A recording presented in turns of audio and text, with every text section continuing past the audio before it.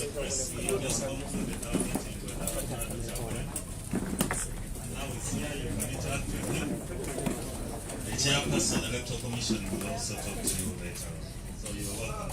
Lewis, Okay.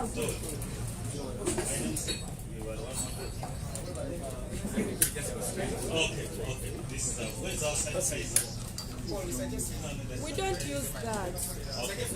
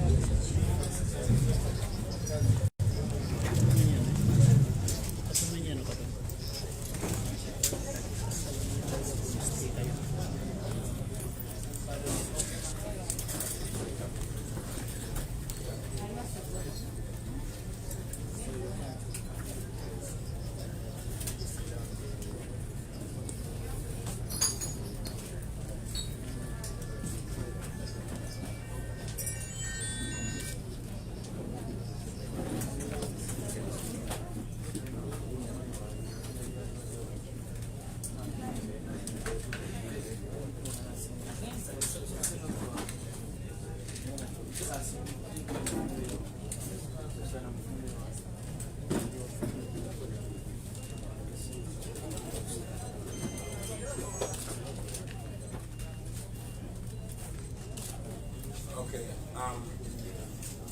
thank you very much, members of the press.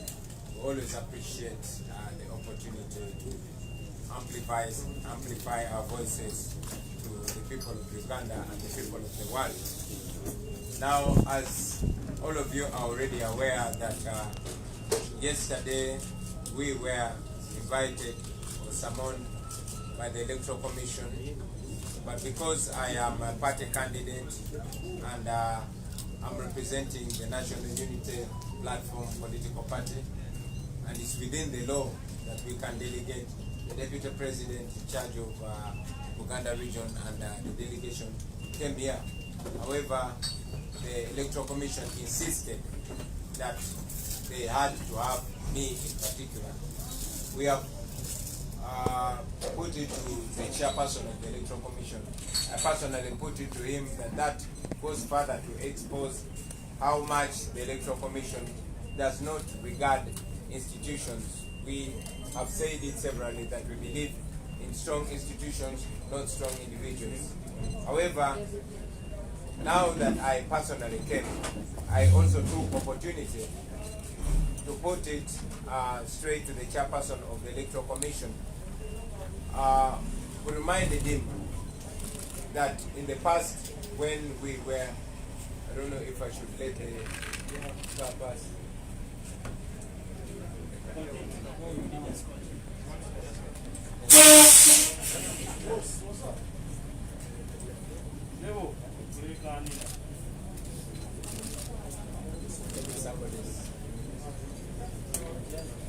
I have to make sure it's not deliberate.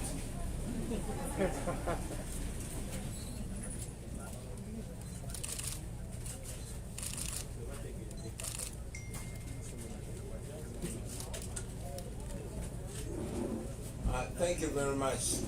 Like I was saying, I took this opportunity to put it straight to the chairperson of the Electoral Commission. We had been invited for the purported flaunting of the COVID-19 regulations, which we put to him that those were wrongful accusations.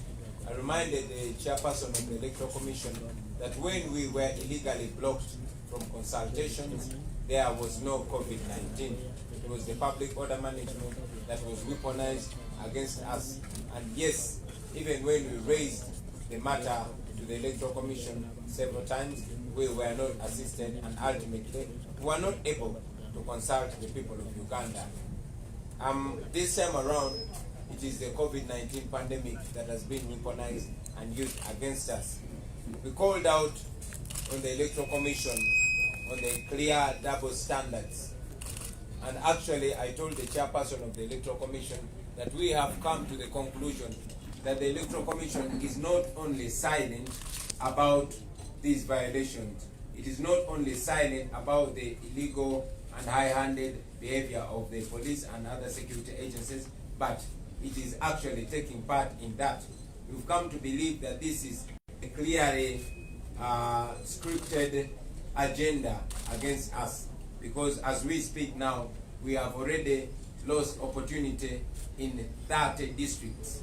We've been blocked from addressing people in 30 districts of Uganda. Today alone we are supposed to address 4 districts, but as you clearly see, it is past midday, so we won't be able to address all those districts. The Electoral Commission is aware of this. The Electoral Commission is aware of these injustices. Like I told you, we raised these matters severally, but the Electoral Commission did not respond.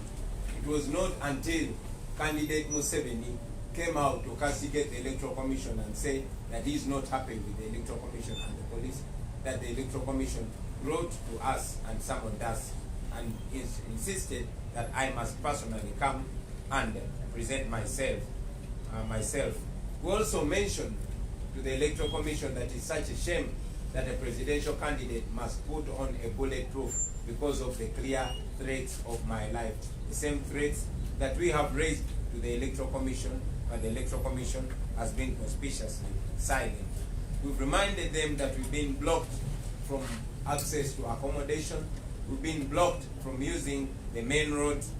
The military and police has come out to block our legally organized campaign meetings, but the Electoral Commission has not done anything in that way. We reminded the Electoral Commission's chairperson that his predecessor, the late Haji Kasuja, one time came out and called the government to order. He put his feet down and said that if the military does not get out of the electioneering process, he was going to call off the election. This time around, the military and the police seems to have taken over the election, but the chairperson and the whole Electoral Commission has not come out to say anything about that.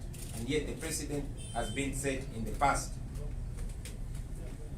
We reminded him that just in Elegu, where we had clear documents, as I posted them on the social media, the military and police came out and said they had gotten new orders and therefore we could not be allowed to address the people of Elegu. And in the process, an innocent civilian, a lady, was shot and lost a leg. Many things we shared, but it was clear that the Electoral Commission is not in charge. They once again promised us to reach out to the security forces. They promised us that they are going to engage the police. But again, these are the same promises that the Electoral Commission has been giving us, but not coming clean to them. We again put it to the chairperson of the Electoral Commission and the entire Electoral Commission that if they cannot organize a free and fair election within the law, they should resign. We told Mr. Byabakama that if he cannot superintend over an independent Electoral Commission, then he should resign. We left that to him. And of course, the Electoral Commission was trying to blame us for the violence and the uncertainty and the disorder that might come out of a bad election. We reminded them that it is the police and the military that have been the ones meting out of violence to the people. And we also reminded them that the injustice that is overlooked by the Electoral Commission will be the main cause of uncertainty and will be the main cause of chaos as it has been in the past. We thank you, ladies and gentlemen.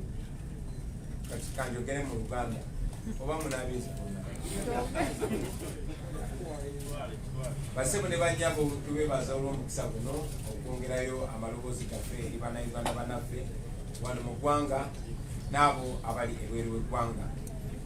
Olunaku lwaleero oluvannyuma lwa ttiimu yaffe eyabadde ekulemberwa omumyuka wa President wa National Unity Platform okujja okusinkana akakiiko k'ebyokulonda nga twabadde tuyitiddwa.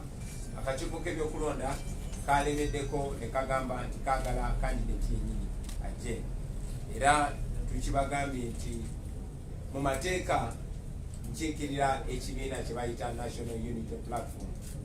Kino kibiina si kya muntu omu nganze, nange kikiikirira bukiikirizi nga president wakyo. N'olw'ensonga eyo kyabadde mu mateeka era kiri mu mateeka okukiikirirwa delegation eyabadeze okukiikirira era kyongera okwoleka akakiiko k'ebyokulonda bwe katassaamu kitiibwa bitongole kubanga mu mateeka ekitongole kisobola okukiikirira omuntu naye era engeri gye balemeddeko ate nga ffe tukondera amateeka twasazeewo ne tusazaamu kampeyini n'envuga ne tuvuga emmotoka essaawa ezasusse mu 10 okusobola okutuuka wano kakati nno ekyo mu mbeera eyo kyajuza district 30 zetwakalemesebwa okutuukamu nga tulemesebwa poliisi pozi ate eggulo nga tulemesebwa akakiiko k'ebyokulonda akatuwaliriza okusazaamu kampeyini yaffe mu bitundu ebyo okusobola okujja. Tukibagambye nti tutuuse ku nzikiriza y'akakiiko k'ebyokulonda tekasirise busirisi ku bikolobero ebitukolebwako poliisi n'ebitongole ebikuumaddembe ebirala wabula akakiiko k'ebyokulonda kati kirabika lunye tinako kenyigidde mu pulogulaamu eno erabika nga yategekebwa okutulemesa okukampeininga okutulemesa okutuuka mu bitundu by'enjawulo eby'eggwanga. Ekyo tukirowooza kubanga mwami Museveni candidate naye abadde atambula nga asinkana abantu nga bwe tugenda okubalaga mu bifaananyi bino naye ye tebamwise akakiiko k'ebyokulonda tekamwise. Akakiiko k'ebyokulonda tuzze nga tuleeta okwemulugunya mu buntu ne mu buwandiike. Kwemulugunya tulemesa okutuuka gye tulina okugenda, okutulemesa okukola amakubo, okuyita makubo ag'olukale, okutulemesa okwogera n'abantu ababa bategekeddwa okwogera naffe okutuwuliriza era nga n'akakiiko k'ebyokulonda kamanyi nga twemulugunya olw'ettemu eribadde likolebwa nze okutuuka okutambula nga nyambadde bulletproof kya buswavu eri akakiiko k'ebyokulonda, kya buswavu n'eri ebitongole ebikuumaddembe kubanga mwena bannayuganda mukirabye nga bannegezezzaamu okunzita emirundi egisuka mu 2. Ebyo byonna byonna tuzze nga tubyemulugunya mu kakiiko k'ebyokulonda naye nga kasirise. Naye candidate Museveni bwe yavuddeyo olunaku lw'okwosa eggulo n'agamba nti si musanyufu eri akakiiko k'ebyokulonda. Akakiiko k'ebyokulonda kaddukiddewo ne katuwandikira ebbaluwa ne katuyita tujje twenyonyoleko. Ekino nno kiraga nti waliwo kyekubiira, kiragira ddala nti waliwo kyekubiira mu kakiiko k'ebyokulonda. The Electoral Commission is operating on double standards while they are summoning us for the same things. Candidate Museveni continues to go around addressing massive rallies, carrying out processions, but the Electoral Commission is paying a blind eye to him. Twakyogeddeko n'akakiiko k'ebyokulonda ne tubategeeza ebimu ku bifo byetulemeseddwa okutuukamu newankubadde ebitongole ebikuumaddembe n'abo buyinza mu ebyo ebitundu baadde bategeezeddwa okugeza mu kitundu ky'Eregu. Amagye ne poliisi baavuddeyo ne bagamba nti weewaawo tulina ebiwandiiko byonna ebitwetagisa ebitukkiriza okwogera n'abantu abo, naye order yabadde ekyuse era ne batuganda okutuukayo. Mu kanyolaganaako omukyalo omu atalina musango bamukubye essasi era twategezeddwa nti bamusazeeko okugulu. Akakiiko k'ebyokulonda kabadde kakiteekako nti ffe tuviirako poliisi okozesa eryanyi n'okutta abantu era ffe tuviirako embeera okutabanguka. Era tukategeezezza nti poliisi n'amagye bwe batabangula eddembe, bwe bakuba abantu, bwe batta abantu, bwe bakuba bannamawulire nga bwe muzze mulaba, n'olw'ensonga eyo si ffe. Era ne tukategeeza nti obutali bwenkanya obw'akakiiko k'ebyokulonda ate nga kakulemberwa mulamuzi bwe buyinza okuvaako obutali butebenkevu mu ggwanga nga bwe tuzze tukiraba mu byafaayo bya Uganda. Twongedde n'obabuuza lwaki candidate Museveni ye tebamuyise ng'agenze mu maaso okukola ebyo bye banenya ate ffe okukola.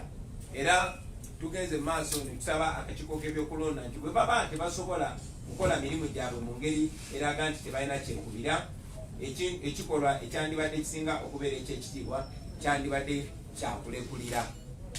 Kati munzikirize balage ku evidence ezimu zetulaze akakiiko k'ebyokulonda ne mwami Byabakama. Wano candidate Museveni nga bwe mulaba yali n'abayimbi basasula okukola ebivulu basibye omuyimbi Omunigeria nga bamulanga okola ekivulu mu Uganda, naye bano babikola misana ng'ensi eraba ate bakikola na mu luguudo. Akakiiko k'ebyokulonda katulaze nti kate tekakimanyiiko ekyo. Wano baali Luweero nga bataddewo ekivulu mu luguudo mu Makati. Akakiiko k'ebyokulonda ne mwami Byabakama batulaze nti ekyo tebakimanyiiko. Ne wano baali Luweero.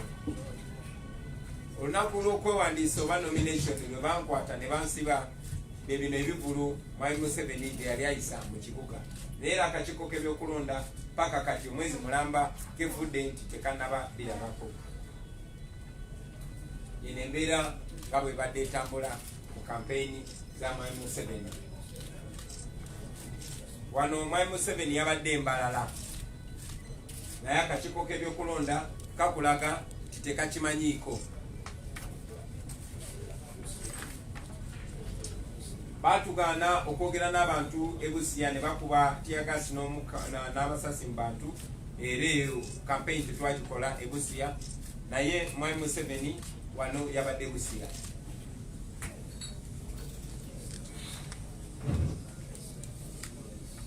Eno yembeera ya campaign za mwami Museveni ebusiya. Wano mwami Museveni yabadde ayisa kivulu Mbalala mu kibuga. Ekibuga kyebatugaana omulundi ogutali gumu okuyingiramu. Wano mwami Museveni ng'avudde ne mu motoka abuze ku bantu abaali bakuŋŋaanye Mbalala.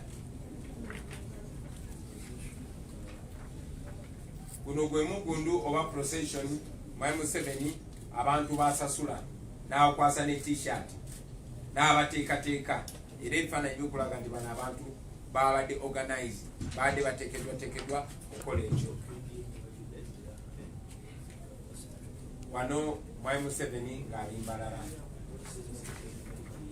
Eno motoka ye gye yabaddemu nga bali Mbalala. Bino byonna akakiiko k'ebyokulonda kakulaga tekabirabye. Akakiiko k'ebyokulonda twongedde ne tukakolokota olw'okubeera ne kyekubira. We castigated them for having double standards and for pretending not to see what is going on in Museveni's campaign trail. And again, we called them out on the selective application of the SOPs and also of evidently conniving with the police to frustrate our campaign. Uganda. Ekyonkyogere mu Luganda.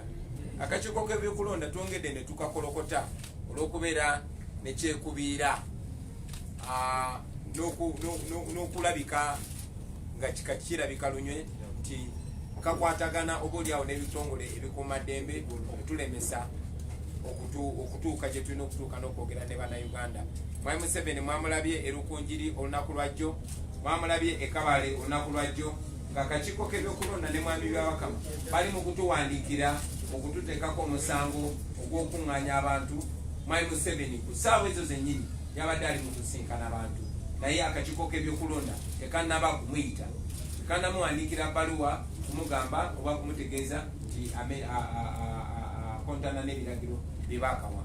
N'olw'ensonga eyo basebo ne banyabo tuddamu obategeeza nti mwami Byabakama n'akakiiko k'ebyokulonda tubategeezezza nti bwe baba tebasobola kuteekateeka kalulu kano mu mazima n'obwenkanya okukateekateeka mu mateeka, ekikolwa ekyandibadde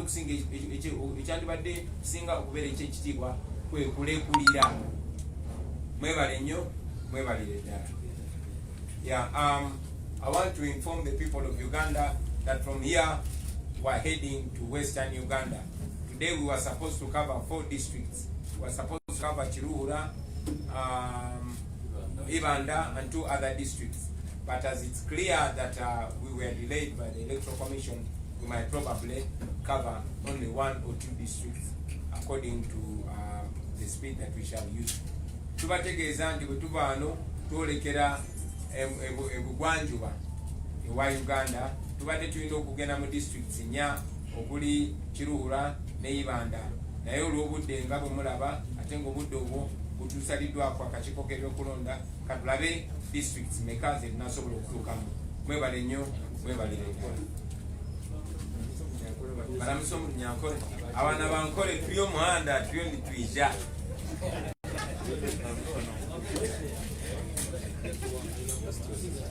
But are you people ready? Your number might come for you. Yeah, we'll just move the train. Yes, my name is Charles. I've seen a letter from SSC, the book company, and they are listing a number of social media platforms which are affiliated to you as Robert Kyagulanyi Center. Have you seen their letter? What next? Well, that goes further to expose the level of dictatorship, the level of repression in Uganda today. You saw how journalists were clobbered for covering the irregularities, the injustices, the criminality that was being unleashed by the police and the military. And yes, you journalists know that your accreditation has been revoked because the regime is panicked, the regime is scared. It's scared because we are living in a generation where news goes far and wide. Now, they are going as far as trying to stifle the private voices. We are still alive because there are cameras. I've said this many times that our weapon in this generation is the camera. They have the guns, but we have the camera, and the camera exposes them. One of our friends, Ariho Nobat, would still be in torture chambers up to now because the police had wanted to use him to cover its evil attempts on my life. But thanks to the cameras, every evil was covered by the camera, and our brother is free now. You will also note that international journalists have been deported because the Museveni dictatorship fears the truth going out in the world.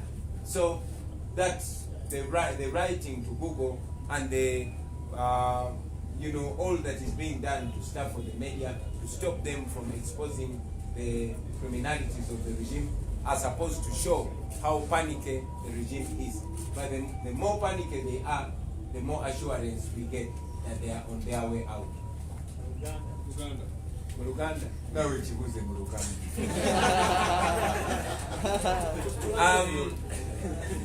Tulabeko ebbaluwa FCC gyewandiikidde kuko ng'eriko emikutu gy'Uganda bagibulooki bagideliti emikutu egyo giraba nga giri ku sayidi yo nga presidential candidate. Okusookera ddala ekya UCC, Uganda Communications Commission, najagala okuyita Uganda Miss Communications Commission, ekyokuwandiikira Google ng'eyagala bajjeko emikutu gy'Abannayuganda ababeerawo ne baandika buli kigenda mu maaso.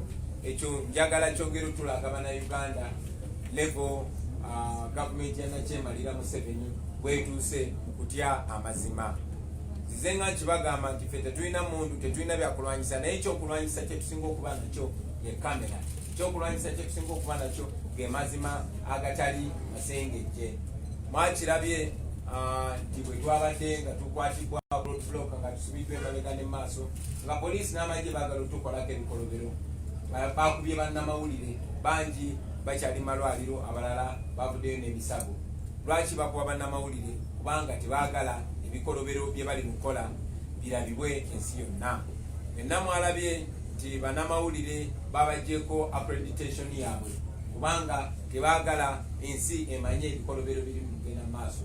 Mwalabye nti bannamawulire abava ebweru w'eggwanga bangi babatiise ne babagoba mu Uganda kubanga gavumenti ya Nakyemalira Museveni etya nnyo amawanga agatwetoolodde okumanya amazima. Kakati okuvaayo ate ne balumbagana n'emikutu egiri private, ekyo nno kyongera kwoleka lunye nti nno batya, bamanyi bye bakola bimenya amateeka, bamanyi bye bakola misango, bamanyi bye bakola byongera opalamisa mu nsi yonna. Kyebavudde bavaayo okugezaako okulemesa abantu okumanya ekigenda maaso mu Uganda kubanga singa ebikolebwa bituufu, singa ebikolebwa biri mu mateeka, bandibadde tebatya nsi yonna kubiraba. Maybe we can just do him and because he needs to run to the western. So Yes. and then Case.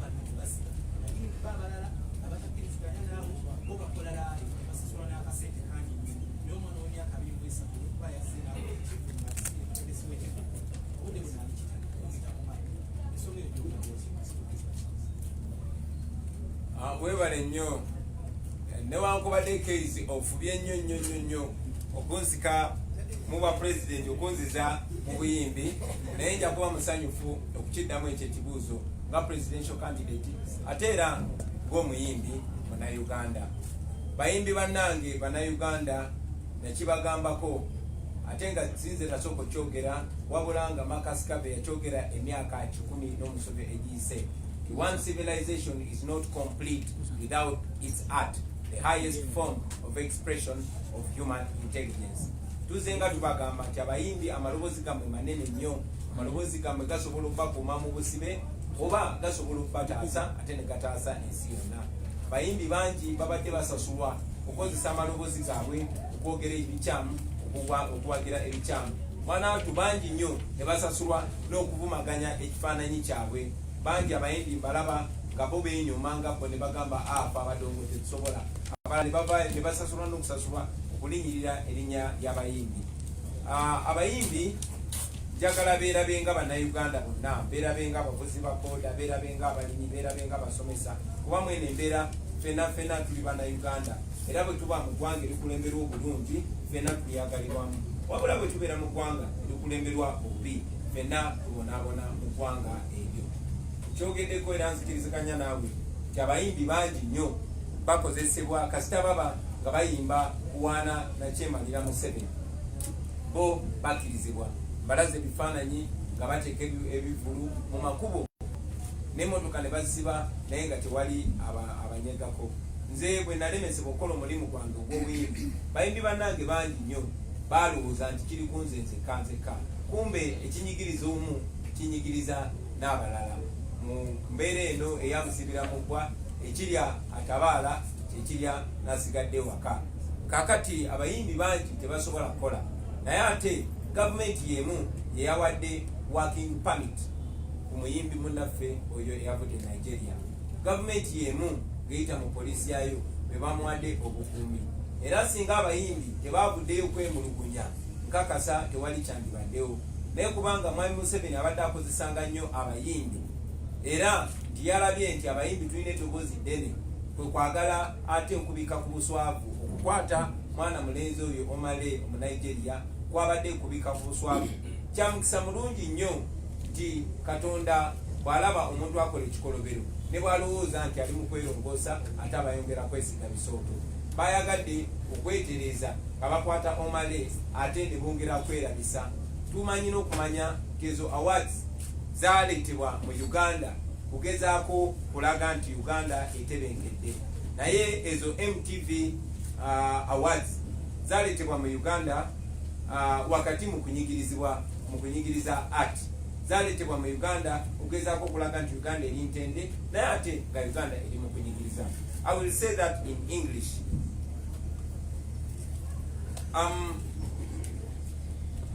The fellow artists have been used in the past to manipulate their loud voices for the benefit of the dictatorship, not knowing that the voices that could actually free them and those and their fellow Ugandans are actually being used to enslave them further. I told the artists before, and as a matter of fact, I was only reiterated what was said more than 100 years ago, that one civilization is incomplete without its art, the highest form of expression of human intelligence. And I called upon artists to know how powerful their voices are, especially in a very critical time like this.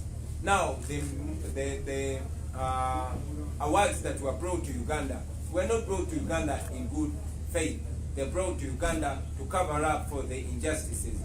I really did not disagree with the MTV awards coming to Uganda in the face of injustice in a country where some artists are not allowed to perform, in a country where some artists are not allowed to express themselves, in a country where some artists are stifled on account of their political views. I think, and I still think, that the MTV awards were being used as partners in crime. However, it is also good that this also served as an opportunity to expose the regime further. Ugandan artists have been blocked from working on account of the COVID-19. Even if some artists have actually been allowed to perform for as long as they are only singing praises for the Museveni dictatorship. Now, the arrest and detention of Omale, the Nigerian artist, I want to believe it was not anything to do with the COVID-19 regulations. It was an act of shame.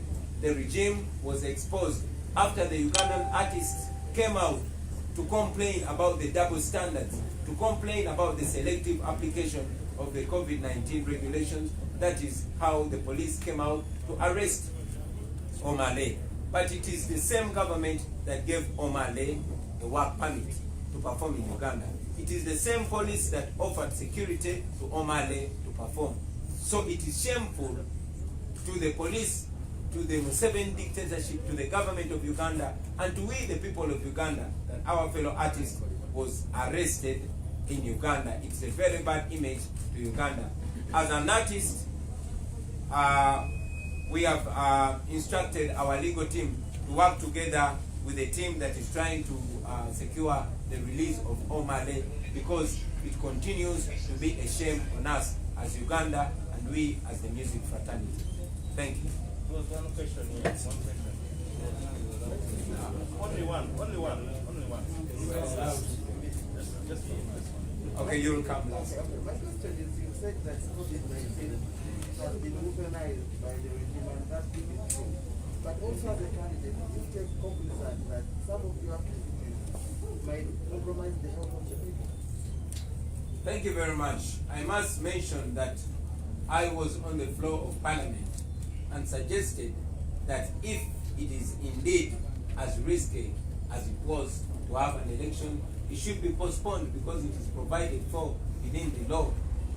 The NRM MPs disagreed, of course, as commanded by their boss, Museveni, and the Electoral Commission went ahead with the election. I was also the first artist, maybe in Uganda, or maybe in the world, to come out and sing and sensitize the people about the COVID-19. So we are aware of the COVID-19 pandemic in Uganda. But again, I must inform you that the Museveni misgovernance is more dangerous to the lives of the people of Uganda than COVID-19. More people have been shot dead than the number of people that have died of COVID-19.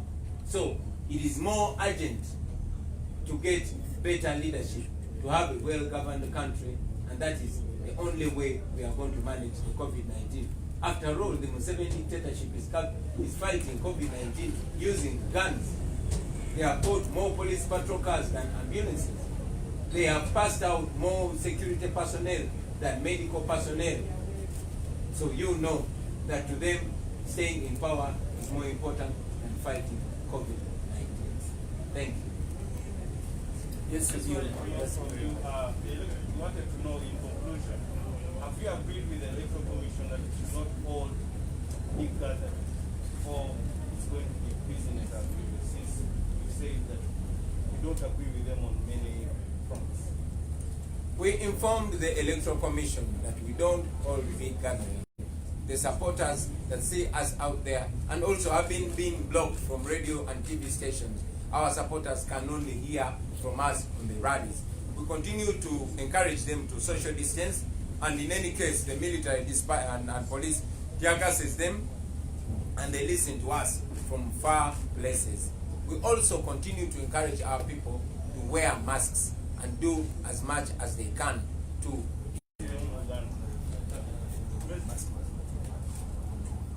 yes, maybe to also clarify, I saw an edited video making rounds on social media when I was talking to the people. Wherever I go, I first of all tell people, I know that the majority of Ugandans don't have masks, and even the majority of those that have masks have actually made them themselves. So the first words that I say on every campaign, I pull out the mask, I wear it, and I ask everybody that has a mask to put it on. And I go ahead to say, if you don't have it, it's all right, for as long as the person that is next to you has it and is wearing it. And for those that don't have masks, I always encourage them to social distance. So it is not true that I condone the non-wearing of masks. Thank you very much. Uganda. Uganda yanje katono.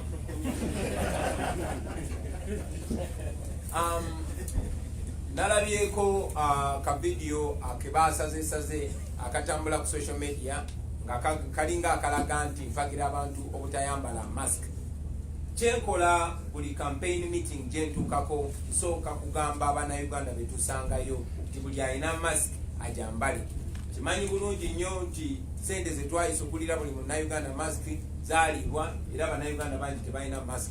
Era mbagamba era manyi nti abasinga okubeera ne mask byazeekolera bwekolezi. So kyensookerako nga sinayogera kintu kyonna mbagamba buli alina mask ajambale. Era ne mbagamba gwa bw'oba togiina tekina buzibu kasito making sure kyakulinanye ajambadde. Era bw'oba olinanye omuntu nga tayambadde mask mweweemu amabanga. Ekyono kyenjogera newankubadde ebigambo byange babifuna ku butambi ne babisalaasala basobole okubipresentinga mu ngeri bwe kyebaagala bifaanane. Mwebale nnyo mwebale.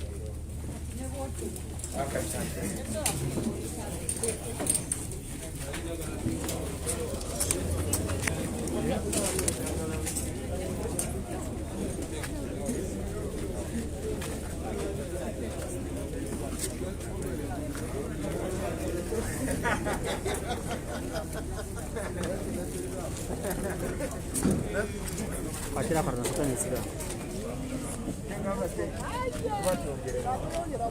Aguamala. Yes. Right here. No.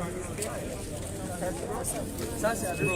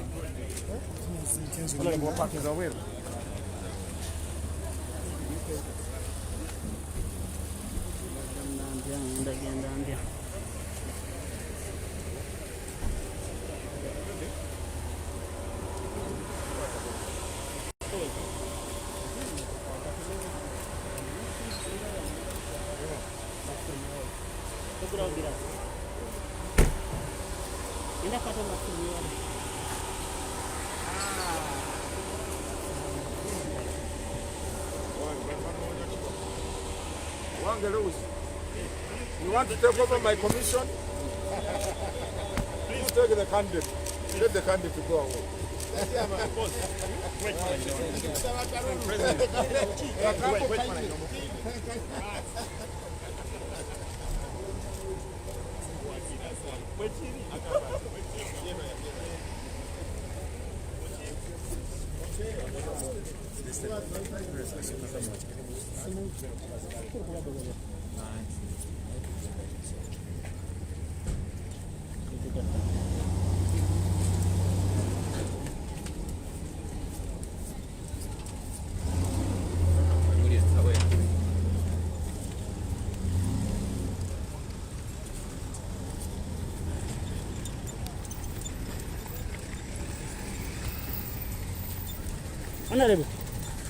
Honorable. Ngenda vira ko walinga kusera.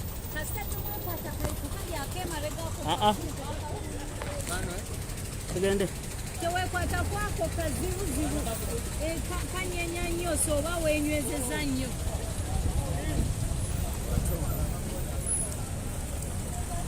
Era kuyokubira.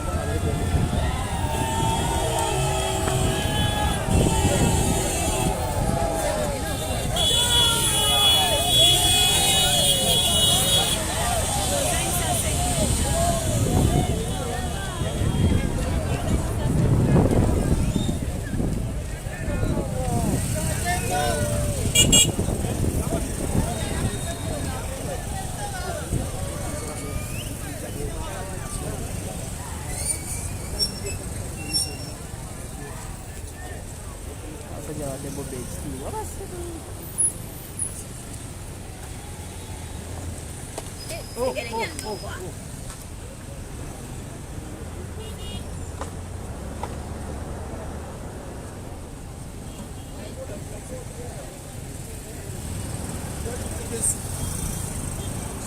Honorable, no Malako.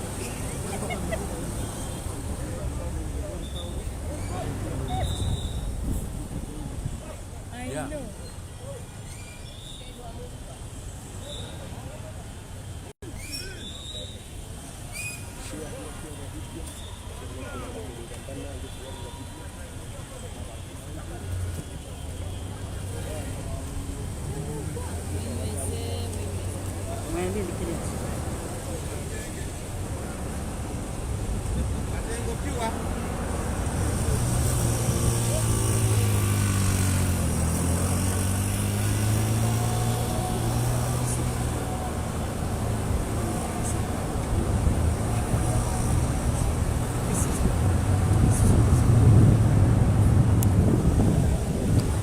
Ku Geto Media Koli Honorable Robert Kyagulanyi Ssentamu ne ttiimu ye nsuubira ensonga etuuse bulungi. Olunaku olw'eggulo nga mwe mwabitegedde akakiiko kaadde kabayise naye nasigira naye ate oluvannyuma akakiiko kirabika tebaabadde basanyufu ne balemerako nti omukulu alina okuba nga ajja mu buntu.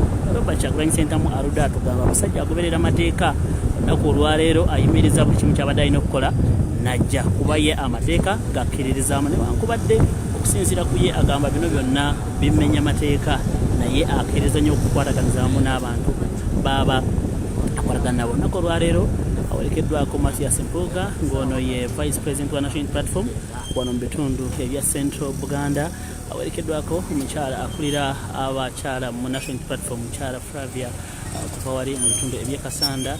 Awerekeddwako David Lewis Libongaya Secretary General w'ekibiina ekya National Platform. Awerekeddwako omwogezi w'ekibiina Joel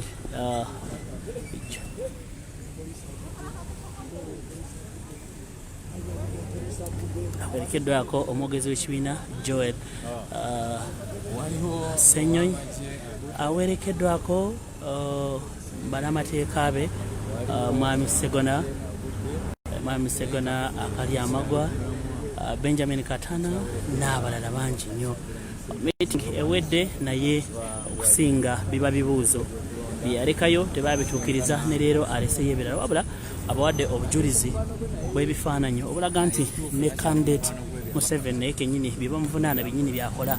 Wano wewali ekibuuzo ekinene baagala kumanya why Mr. Museveni ye w'ekibiina kya NRM akyalemedde okugoberera amateeka nga we gaasabibwa akakiiko ak'ebyokulonda ate ye bamuteddeko nnyo olukongoolo byonna abibalekedde nga ye candidate.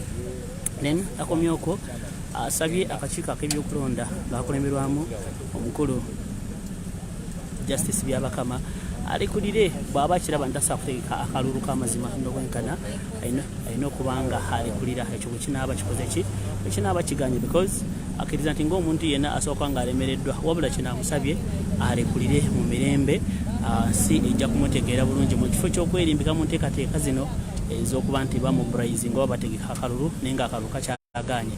Ono aganta akakiiko k'ebyokulonda kennyini kenyigidde butereevu mu kumulemesa okukola emirimu gye ng'omuntu oba ensonga nti bw'otunuulira ebigenda mu maaso yandibadde etteeka limuwa omwaganya okusindika omuntu omulala naye etteeka akakiiko k'ebyokulonda baalivuddeko ne bagaana okuba nga bamuwa okusala n'okusigalayo. Kalaga nti n'akakiiko kennyini kenyigira butereevu mu nkola ey'okuba nga kamulemesa okukola emirimu gye.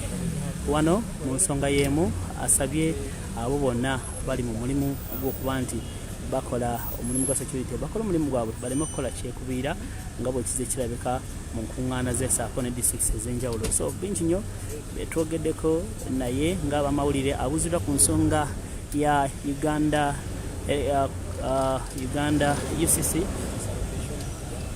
UCC yawandiikidde ekitongole ekitwala emikutu egya social media oba giyite Google nga baagala bajjeyo ebyo byonna.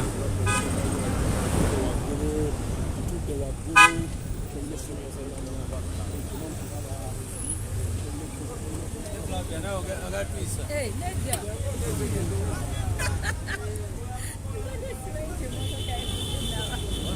Yes, abuzidde ku kibuuzo ekiwandiiko kyalabikidde ku mukutu nga UCC omukutu ogutwala amayengo g'empewo mu ggwanga lyaffe Uganda bawandikidde Google okulaba nti ejjayo byonna ebize bigenda mu maaso ku mpewo za online n'emikutu egimu okuli Geto Media Sako n'ebirala babasaba peegi zino zigibweyo olwokuba nti boolyawo zigenda maaso n'okuweereza ebintu ebisasamaza okusinziira ku kiwandiiko kino bagamba nti emikutu gino egyaviirako abantu abasuba mu 5 abaafa gyebuvuddeko nga Kyagulanyi maze kukwatibwa wabula tetunaba kumanya security ya Google oba abavunaanyizibwa basazeewo ki.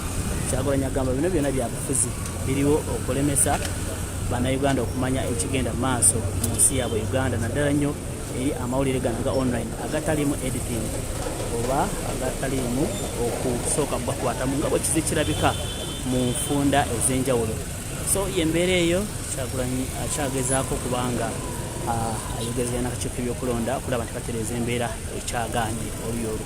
Kyagulanyi akakasa nti olunaku olwaliro abadde n'otandika ne Western Uganda mu disitulikiti y'e Kiruhura mujjukira nti wewava abakulu ne Mwami Museveni eyo yasibuka ebitundu ebyo olunaku olwali gy'adalina okubeera n'ebitundu ebirala disitulikiti endala 4 naye olw'embeera akakiiko k'ebyokulonda tasobodde kubanga agenda.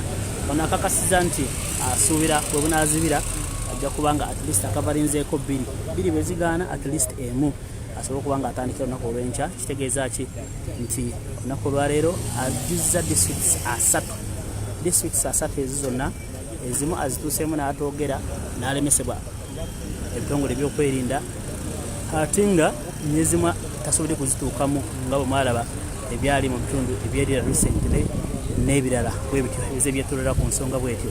So disitulikiti 3 tanaba zituukamu olw'embeera bwetyo agamba nti bino byonna bigezaako mutiisatiisa naye ng'omuntu ye taweddeemu maanyi. Abantu baitu aba Western Uganda erizooba Kyagulanyi Robert Sentamu president w'ekibiina kya National Platform yashimire kuba jombi kiweka byokwe arikubaramusyaho arikubashaba kalulu okusinziira aha tiimu yehemba jangu botu bakishaba wobala mbebaza bwebaza banyayuganda konka abw'enshonga y'akakiiko k'ebyokulonda okumwetera izooba bazayo baganira konka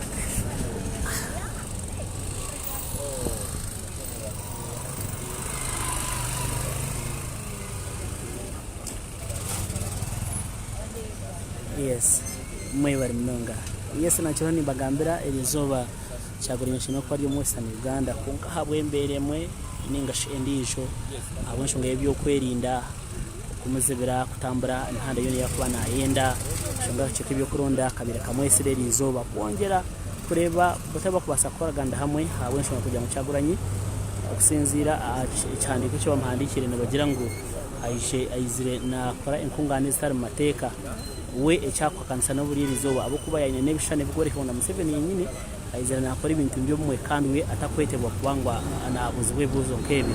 So erizooba tiyabasa kuba nahika mu Western Uganda kino okutandika disitulikiti ya Kiruhura era eshaha yoona yagira ngu nabaasa kwija omwanya gwa disitulikiti inezi yakino okuzamu erizooba nabaasa kuza mu disitulikiti nk'ibiri ninga emwe then nyakuba nkyakale aza kuba nayongera enteekateeka yehe omu Western Uganda okwetoolora ihanga lyonna ko kwabira ly'omu Northern Uganda abire ali omu West Nile abire ali omu Eastern Uganda omusoga abire ali omu Karamoja. So ni mu Western Uganda Kyagulanyi National Platform President ariho naija akongera kutambuza enjiri y'emirembe hamwe n'obwegiita okureba ngo mwatambuza enshonga y'akarura ka 2021 naronda okubeera president w'10 mu ihanga ry'etu Uganda yishukanga besimbireho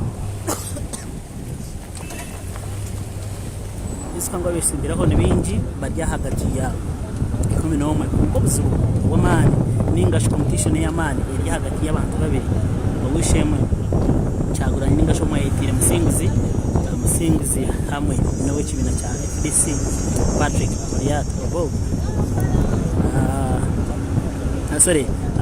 Kyagulanyi Robert Sentamu wa National Platform hamwe na mzee Yoweri Museveni tubahaburwa igishaha lyo mu ntebe emyaka 75 ningasho okuvuganya kwa maani kuli hagati y'abantu baberawo abanyihanga nimwe mukuza kusharaho nawashimye kwa president omuhago 2021 bingi biine ebirohozo bingi biine suubi umusigazi mutogo w'emyaka 3 shaheji okugamba icyeka byagomba izire akiri umusigazi muto imyaka byagomba zahariya umurakamuca gakamuca gishaha nabera magere konka isiyona icyengere message ye Kyagulanyi arikwembera group y'abasigazi bingi abakwenda empinda hinduko munsi yabo n'abajya Museveni byakozire abikosire konka kirebuka ngo hiyahika takintu cyakwasa kungira yihangeri na agenda mission kushisha ibyo bice byakozireho so no bamushaka kugira ngo ahumure mirembe bashoboka babare bashoboka babone kwatara hamwe Kyagulanyi bingi bizimbagira ngo muri yaho president y'amakuntera naza kubana abatona asaba Kyagulanyi shana Aizel na Kigamba burizoba umurimo guheta kusaba president ari umutebe wabura umurimo gwehe no kurenga ihanga Uganda gene kitenisa yafuna president abira president yago muntebe yahumura sina kindi ihanga rwase kusigarande muyebuza aho uko umuntu ayabira yo mutebe so byona Kyagulanyi abaha answer so nyombereje burizoba Kyagulanyi nazafta ho mu Uganda ningashi hataha ntatekwa utari yundisho kandi tuwena arikubasa kufuna karuru mchweke bya mwishwa Kyagulanyi akashendo kuba ryo muri mbara obuyabe natongoza manifesto yehe ya national platform police hamwe n'amahe gakashinga ikibuga cyona gazira abantu gatera abantu gakwata abantu takwenda Kyagulanyi bahikara arahiyabira ari sina kindi ninga kutakumu ikibuga ekikonka abantu bingi bakabasa kuhabuza bahika umwanya wo ahira rejo ya bireri ninga sho cyikoro babasa kutongoza manifesto so nazaga ko murundo gwa kabiri aje abashaba karuru okureba mu mwamushagika kandi yase kubacishira omwihanga ryona muri bendera hasazaye so cyecho abantu bitu abari mu cyeka byacekega tubagaranyo abantu bitu abari mu bitunde bya foot patrol we really love you so much tubakunda muno hadiera hano alari yes alari wari mu Uganda mbarara bushenyi bamwita muchunguzi no musinguzi. Then from Singuzi we go to Fort Potro. From Fort Potro that side of Chariba fe abatoro na abatoro kati abanyoro mukamweta arari arara hano. Then sides of Teso this guy has a name. So wetu Ghetto Media wetu tabulira nimi kunimi. For those of you are following us from abroad, those are in Uganda, we really salute you so much. Thank you for loving Ghetto TV. Thank you for loving Ghetto Media. We are always here to give you, though we have some problems there and there, but we are trying so hard. We want to thank the technical team for fighting hard in order to make sure that we are still on. I know it's a big job, but at least for the last 2 weeks we are fighting with the hackers, we are fighting with the thieves, we are fighting with the people who think stealing is the only option they have in this world. Instead of working for their families, instead of working for their future, they are ever aiming at stealing. So, Ghetto TV, we are ever ready. We have every team. Technical team, thank you so much, and we are really proud of you. I know you are doing a great job to make sure that we are on today and tomorrow and forever. Ghetto Media is here to give you. We are not serving one person, we serve our nation. And well, they are also not protected. Well, they also have masks. Yeah, as you can see, Robert Kyagulanyi Center is followed by military, Uganda police and army from Kamocha, from Electoral Commission, the quarters to his office, Kamocha, where he's going to start the journey to head to the western Uganda. That's the life that Kyagulanyi is passing through. He has been at EC from morning, the meeting was 3 hours in order to come out and talk to the press. It's life. They have not agreed about anything on what we should discuss last time.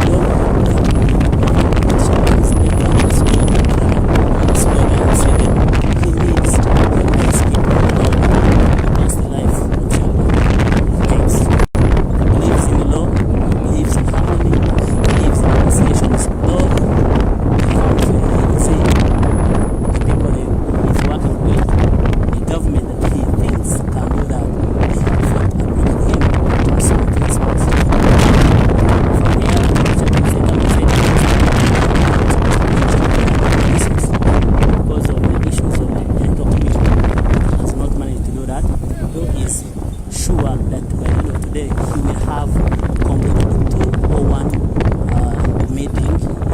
district. Tomorrow he will continue his program in Western Uganda up to around 28th.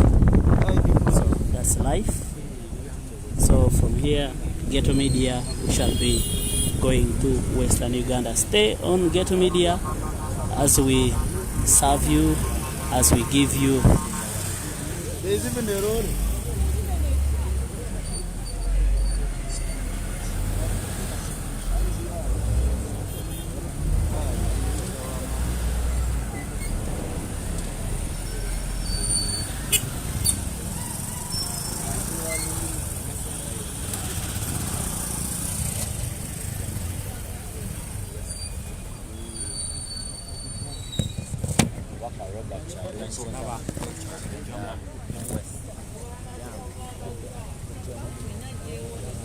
ya Robert Kyagulanyi Sentamu alekanga yolekera ku office enkulu wali ekamucha naye abakulu tebamuvaako. Nze nakugamba ebintu ebimu oba oli awo ebyewuunyisa naye ng'ate munnange ensi yaffe Uganda gyetutambuliramu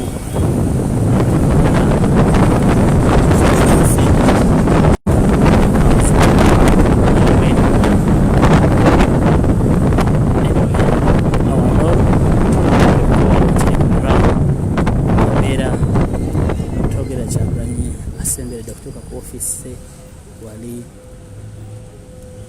kamucha ku national platform amachene police tebamuvaako.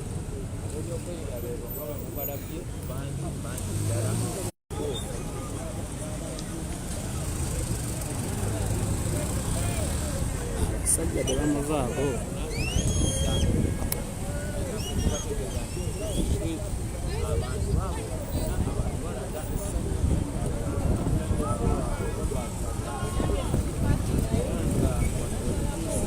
Abasajja tebamuviirako ddala buli bwayi tebamutambulirako. Eno ye Ghetto Media bali nnyo. Njagala kwebaza mwenna abatukiririzaamu abatubeereddewo. Ennaku zino tulina ebizibu by'amaanyi nnyo tulina okukolera wamu ffenna ejenti zaffe ezisinga. Abasajja oli mu bitundu ebyerira tetwasigaza n'akatono obudde obw'ekiraalo. Twala kino tuyingizaawo kino naye ago gonna maanyi gammwe. So bwe tujja mu maaso gammwe temutukoowanga. Kyagulanyi ne wagenda amagye gajjudde ate abasajja aba black abakamba bendera okugambako. Oh my god. Kyagulanyi buli wabeera lubanga olutalo tale police UPDF omulimu gwa poliisi ye Uganda saako n'amagye emirimu gyabwe kirabika gyo gya njawulo nnyo okwawukanako n'ebyo bye tumanyi because they are all kubakuuma bantu naye wano Uganda omulimu gw'abakulu bano